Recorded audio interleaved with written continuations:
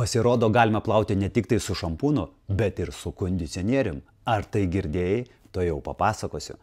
Mano keletą klienčių man pasakoja, kad, okei, aš nenaudoju šampūnų, aš mėgstu natūralius plaukus. Aš sakau, tai kaip tu plauni? Sako, su jūsų kondicionierium. Štai su šitu. Aš klausiu, kaip tai? Labai paprasta. Yra toksai co-washing metodas. Jau pasaulyje jis yra populiarus. Tiem, kas nenori šampūnų, nenori agresyvių priemonių ir tiesiog plauna su kondicionierium. Čia yra paprasta. Paimi kondicionierių, užsitepi ir ant odos, ir ant plaukų. Ir švelniai masažuoji galvos odą. Ir ilgainiui, tikrai švaru. Ir oda atsigauna. Kodėl atsigauna oda? Todėl, kad čia yra labai daug argano aliejaus.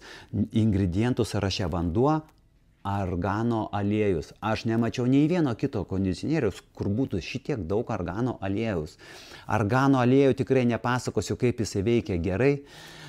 Tačiau aš kituose priemonėse matau, kad jeigu jo deda, tai kažkur tai ingredientų sąraše labai tenai žemai. O čia jo yra daug. Jis yra tirštas, skalsus, jo užtenka keletą paspaudimų ir masažuojant keletą minučių, tai yra 2-3 minutės, įsimasažuoji, po to nuskalauji ir tie plaukai yra tikrai švarūs. Ką dar aš girdėjau apie kondicionierių? Kad kuo ilgiau naudoji, tuo būna fainesni plaukai ir švaresnė galvos oda. Nes pasirodo, kad po savaitės, po 2, po 3 išsivalo visokie silikonai ir plaukas būna kitoks. Tai vat po mėnesio naudojimo plovimo tik su kondicionierium, plaukai būna visiškai kitokie, tokie švelnus, natūralūs, lengvučiai ir sveiki. Dėkoju.